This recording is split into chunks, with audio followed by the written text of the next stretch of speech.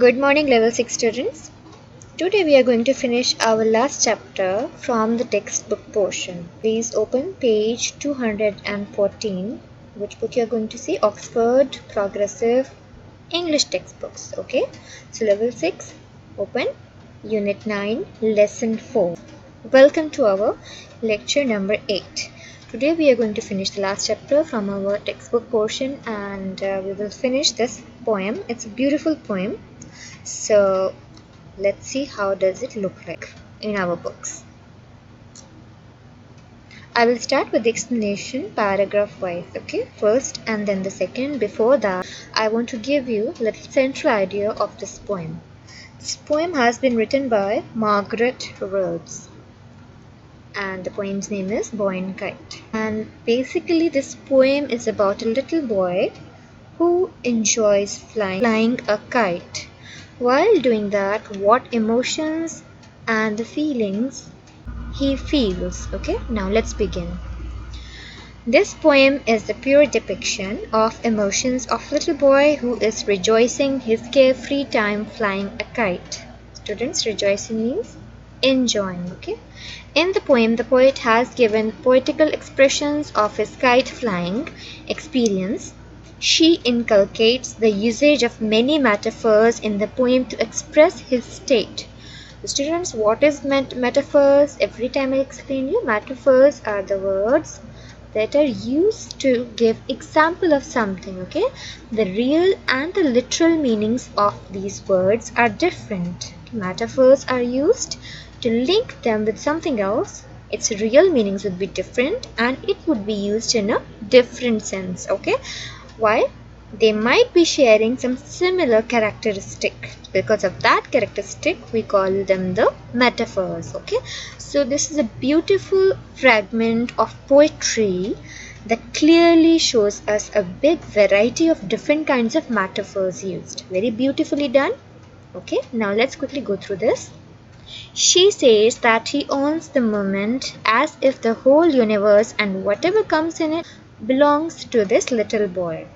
Okay, this is what the central idea of the poem tells us. Okay, now students, I want you all to underline some hard words in your poem on your books. Okay, and I will give you the meanings, so please note it down. And once we finish with the explanation, then we will come to notes. Okay, so number one is tug. Tug means to pull. Okay. Number two, in the second line it is written, a cloud upon a string. Can anyone tell me, can a cloud be upon a string? No, it's not possible. How a cloud can be on a string? By saying a cloud upon a string, the poet Margaret is using it as a metaphor. What is the metaphor used here? A cloud. So what is the cloud on a string? It is the kite. Okay. So she has denoted this cloud with the real kite that this boy is flying. Okay, what it means? A kite flying high in the sky, almost touching the clouds. Okay, it has gained that height that it is almost among, it feels like, it seems like it's one of the clouds or among the clouds. That is why she has termed this kite as a cloud. Okay, now we will come to number 3. Wheeling sun is used here. So wheeling means moving. Like I told you, how sun moves? Every day the day comes and the day passes. Day comes, day goes. Okay, the movement of the sun, the coming and going of the sun, what do we call it? From dawn to dusk. Okay, that movement has been termed as wheeling. Wheeling means moving. Okay, because anything having a wheel can be used for movement. Okay, so here in this is a poetical expression or a metaphor which means the moving. Okay, because sun is literally not having any wheels but it moves. Okay, so let's come to number 4. Unfathomable. Unfathomable means boundless, infinite, vast, limitless. Okay, so which thing here is described unfathomable? Students, just have a look at this picture. Is there anything that is unlimited and you cannot really measure it? It's beyond your imagination or the imagination or the control of scientists also. That is the sky. Okay, sky, the space, this galaxy. Okay, that is unlimited. It's not having any limits. Anything that is not containable, you cannot contain or put it in something. Okay, you cannot capture it, so we call it unfathomable. So for which thing it can be used? Anything that is without any boundaries, without any limits, and that is sky only. So that is unfathomable. Let's come to number 5. Scampers. Scampers means run playfully, the way kids do. Like here, this kid is doing her. Number 6, heedless. Heedless means carelessly, not paying any attention. Okay, also another characteristic of kids. Number 7 is captive. Captive means imprisoned, confined, or caged.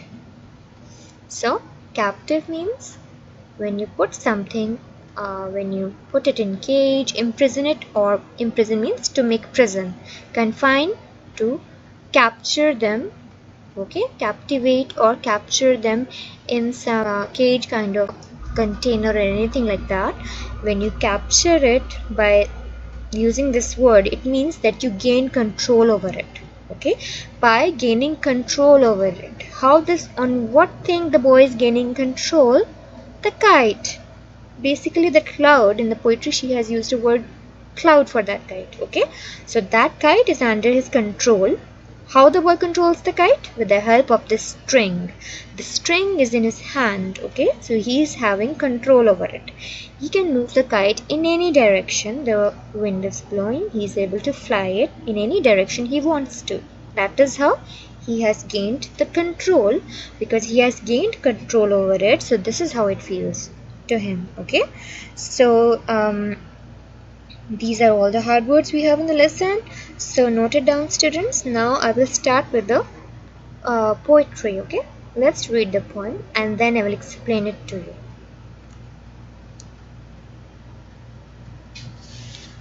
All of you open page 214. Okay, now we should start. One with the wind he runs and tugs a cloud upon a string. His are the wheeling suns in an unseen galaxy. His the blue unfathomable sky. His the eagle's wing. So, in the stanza, students, what the poetess is telling? She is saying the boy, he's enjoying having a good time in some open area, open field. What do we call it? The grassland. Okay, grass fields. He is in some grass fields. And what is happening over there? A cool wind is blowing, a gentle, okay, a light wind is blowing, which is enhancing his happiness. Okay, so let's read it. So, one with the wind he runs, this little boy. One means this little boy. Okay, what he does as the wind is blowing and tugs a cloud upon a string. So when he pulls this kite, the kite, which they are terming it as a cloud, as you can see in the picture, this is the cloud here, these are the strings, and the kite is over here. One with the wind he runs. This boy runs with the wind, means he's running fast. It indicates his happiness, the level of his happiness. Okay, now let's come to next. And tugs a cloud upon a string, and with that string, with the help of that string, he can pull the kite, and the kite feels like a cloud. Why? Because it has gained such a height. It is touching the clouds. It seems like it's one of the clouds. It's among one of the clouds. Okay, his are the wheeling suns. Students, here this his is used for, his is the pronoun. Remember, it's a possession. Okay, pronoun of possession and also adjective determiner that indicates the ownership. Okay, his are the wheeling suns. Wheeling suns also belong to him. The wheeling sun, the moving sun, is also under his possession, under his ownership. Okay, let's come to next. These are the metaphors. Okay, these are showing the level of his happiness and the control he has gained on the kite and the wind, and everything in it makes him so happy. Okay, so to express his feelings, let's see what other metaphors are used. Okay, next one, in an unseen galaxy, like I told you students, unseen galaxy, the galaxy that has not been seen before, unexplored part, which is most of it. Okay, 70% of it is unexplored. It's massive, it's huge. Only a tiny portion of fragment is, they have seen the little tiny bit of it. Okay, rest of it is their estimation. Okay,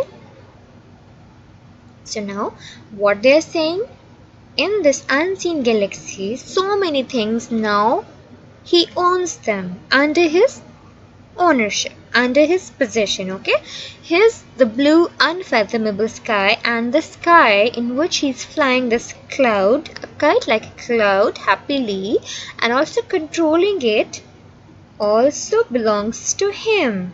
This blue unlimited sky. The sky unlimited means from where it starts, where it ends, you have no idea. You cannot calculate or measure it, right? So to define its meanings, we have given the meaning immeasurable. Okay, something that cannot be measured.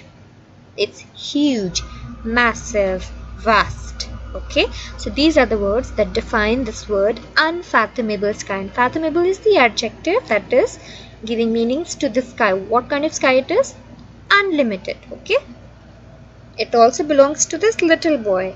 Okay, it indicates his happiness levels. Okay, see the next one.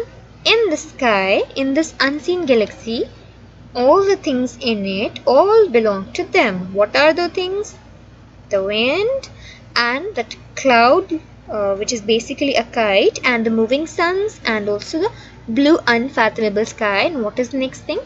Also the eagles flying in it, their wings. Okay, I will read it. Here's the eagle's wing, also the flying eagles over there, their wings, which are also indication the things related to fly. What he thinks, everything that sky contains, they all belong to him. Okay, now this is what the paragraph is saying. I will repeat what the poetess is telling. She is expressing the emotions of the boy for expressing his state. She has used a beautiful set of metaphors. Okay, she has used different words to express his condition. Okay, what kind of metaphors are used? With the wind this boy runs, which indicates how happy he is, how speed he runs with a great speed and happy he is. Okay, besides that, he's flying a kite. When he flies it, he pulls it, and it feels like as if this kite is a cloud tied with a string, and he can pull and control it and fly it, right? And also the moving suns, and also the unseen galaxy, so many things that it contains, they all belong to him, including the blue sky, unlimited sky, and the eagles flying in it, their wings, they all belong to this little boy. This happy he is. Okay, basically he is living this moment. Okay, now let's come to second stanza. Wind light on upland grass. What this line means? The light pleasant wind is blowing where? On upland grass. Upland means the grass fields which is a little bit raised on top of it. Okay, like kind of slightly hilly area. A light wind is blowing which is extremely pleasant and is adding upon more happiness. Okay, let's see what else is there. He scampers, whistles, laughs aloud. Scampers means run playfully, happily. Okay, like the way kids do, without caring anything. Holding this kite, he happily runs, like you can see it here in the picture. And while doing that, he's so happy. What he does? He whistles and he laughs aloud. Okay, so we will read the terms that are indicating his happiness, the things he's doing while being so happy, while flying the kite. I think we all are like that when we fly a kite in a pleasant day like that on grass. When the wind is blowing, we all feel the same, right? Isn't it? Now let's come to next one. Heedless means Heedless that time must pass, not worried about the time at all. What this line means, he's not worried about time at all. He is living in that moment, okay? He owns that moment, okay? That in his mind forever, a boy will run through the clover, tugging a captive cloud. So what? This moment is going to last in his mind forever, okay? He will live in that moment forever. He will never be able to forget it, right? Any pleasant memory, anything like that we experience, it stays forever with us, isn't it? So what is happening? What they are telling? A boy will run through the clover. Now, this field where this boy is running is a small herbaceous plant which is called clover. It is having very pleasant green leaves in just like a petals of a flower, and these are also they are also indicated as a sign of good luck, okay? So in a while I'll explain it to you, the correct pronunciation, picture with the meanings, okay? So students, a word pronounced as clover, okay? I'll play it so you can see the pronunciation. Clover.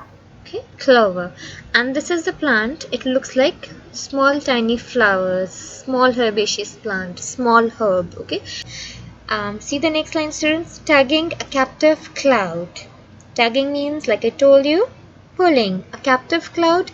And students, I told you what is captive. Captive means the captured, imprisoned, or caged. Okay, these are the real meanings of this word. But by using this word, what the poetess wants us to tell, she wants to tell that this thing, the kite, which seems like a cloud, is now under his control. He has control over it. He can fly it anywhere, in any direction, anywhere he wants to fly it, he can take it. Okay. He has gained control. When someone gains control of something, then they say it's caged, it's imprisoned. Like the way people they control the prisoners by putting them in the prisons. Isn't it, students? Huh? So the same thing is happening here. The kite, which is called like a cloud, actually is under his control. So in the second paragraph, I will repeat. She has expressed his happiness, the poetess. Which words, by what conditions she has expressed his happiness and his feelings? Huh? So there are few factors which are adding more to his happiness. What are the factors? The gentle light wind blowing in the upland grass on top of it where he is playing and running. And what he is doing while flying a kite? He runs playfully, okay? And while doing that, he becomes so happy that he whistles, he laughs aloud, okay? And without worrying about the time. He is not worried about time at all. Okay, so when someone is not worried about the time is getting passed, or he is enjoying the moment, he is living in that moment. What it means? That this moment is going to live in his mind forever. He will forever be in that moment, okay? And what it happens while doing that, what he's doing, he's running through the clover fields, okay, the small herbs plants, and while doing that, he's pulling this small piece of cloud tied with a string. And what is actually, yes, actually that is a kite that flies so high, okay? A beautiful poem. Did you understand the whole poem? What is the concept? Huh? I will repeat one more time. First stanza, she's telling why, what the boy thinks and how he's happy. He thinks when he runs, wind is moving with him. Okay? It feels like he also owns the wind. And besides, what is he doing? He is pulling a kite which is attached with a string, and she has termed this kite with a cloud, okay, which makes him further happy. And then what the boy thinks when he's so happy, he thinks everything belongs to him. It's his, okay. What are the things in that galaxy? What are the things the boy thinks are now belonging to him? The poetess has used the moving sun belongs to him, the blue, unfathomable, unlimited sky belongs to him, and the birds flying in it. Which bird particularly? The eagles are there. Their wings also belong to him. So all the things that are related, that fly in the air, basically related to sky, they all belong to him. Okay, while doing that, now she has expressed his emotions. Now, second paragraph, she's telling what is he doing when he's so happy, how he feels. Okay, so the wind is light, it's blowing gently on the upland of the grass, and what is he doing on that? He's running very playfully manner, in a very playful manner. Okay, while doing that, he whistles, laughs loud. Okay, and he's not worried at all about the time, that the time will pass, and he has captured this moment in his mind forever. Okay, he's going to live that moment forever. And what else? He is running through the clover field, tagging a captive cloud, and the cloud that is under his control, basically, which is a kite. He is pulling that and running and enjoying that moment. Okay, such a beautiful poetry by Margaret. I really enjoyed going through this one. I hope you understood it well and you loved it also. So now students will come to its notes portion. So you will start from Unit 9. Lesson 4, give the heading The Boy and Kite. Okay. Question number 1 is word meanings. Number 1, tug. You will write the meaning, to pull. Number 2, scamper. Meanings are run playfully. Number 3, captive, confined, imprisoned, captured. Okay. How it was used: captive, confined, imprisoned, captured. The boy felt he has controlled the clouds. The clouds are under his control. Imprisoned, captured, put in a cage. Okay, that is how he is feeling. So underline. So students, for captive, these are the meanings you will write: confined, imprisoned, captured, or caged. Caged means to put in a cage. Okay, to make someone prisoner. We call it as imprisoned. Okay. Number 4, unfathomable. Meanings are impossible to understand, immeasurable. Immeasurable means that cannot be measured, that is unlimited. Okay. Number 5, heedless, not paying any attention, or you can write carelessly. Okay. Now students, remember one thing, you can always pause the video and complete the written work, and once you finish you can play it back. Now we will do the question number 2. Question number 2 is our reading for detail. It is on next page 215 in your books. Okay. Question number 1 says, so from these 6 questions we have 5 in our syllabus. So students, whatever the question is written with the answer, pay attention to that. Okay, because sometimes some of the questions are changed. Now question number 1 I will read. Why is the kite called a cloud upon a string? A kite flies high and is high like a cloud. It is attached to a string, that is why it is called a cloud upon a string. Number 2. Which words and phrases in the first verse show that the boy thinks his kite is flying very high? Which words, students? Yes. He is talking about clouds, wheeling suns, blue unfathomable sky, eagle's wings, right? I will repeat now. Note down the answers. Clouds, wheeling suns, the blue unfathomable sky, and eagle's wings suggest that the boy thinks that his kite is flying very high. Okay. Question number 3. Which words in the first verse suggest that the boy is in a world of his own? Which words suggest you that he is in his own world? We can say, in an unseen galaxy, suggests that the boy is in a world of his own. Which word suggests us that he is in his own world? The words are, in first verse, the words are in an unseen galaxy. Okay, so we will write, in an unseen galaxy suggests that the boy is in a world of his own. Question number 4. Which words in the second verse show that the boy is happy as he flies his kite? Answer. Which words in the second verse show when he's flying the kite and he's feeling so happy? So let's start writing the answer. Wind, light, scampers, whistles, laughs aloud show that the boy is happy as he flies the kite. Question number 5. Heedless is a poetic word meaning not at all worried according to the poet. What does not worry the boy? Answer. You will write, according to the poet, the boy is not worried that the time will pass and he shall not be able to enjoy this moment forever. Okay, so you can complete your work, and we have finished the chapter portion, textbook portion. Congratulations, students, and then we will start our revision. See you then. Okay, until then, take care.